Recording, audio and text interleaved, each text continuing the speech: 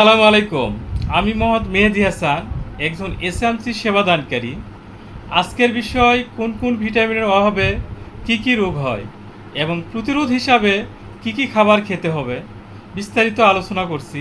Vitamin A রাতকানা, vitamin B one beriberi, vitamin B2 মুখে ঘা আসা, ভিটামিন বি3 অপুষ্টি জাতীয়, ভিটামিন বি5 অনিদ্রা, ভিটামিন বি6 ক্ষয়রোগ, ভিটামিন বি7 চর্মরোগ, ভিটামিন বি12 চুল পড়া, ভিটামিন সি স্কার্ভি রোগ, ভিটামিন ডি হাড় দাঁতের ক্ষয়রোগ, ভিটামিন ই মন্দাত্ম, ভিটামিন কে রক্ত জমাট বাধা।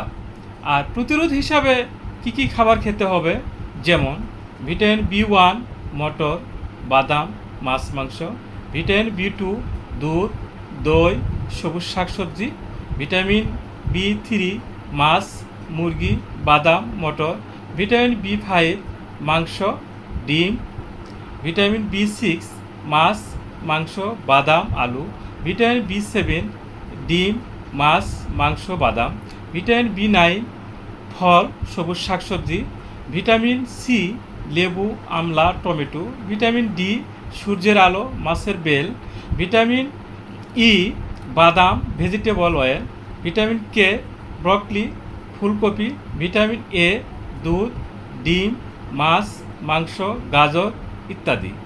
সুস্থ থাকুন, ভালো থাকুন। আসসালামু আলাইকুম।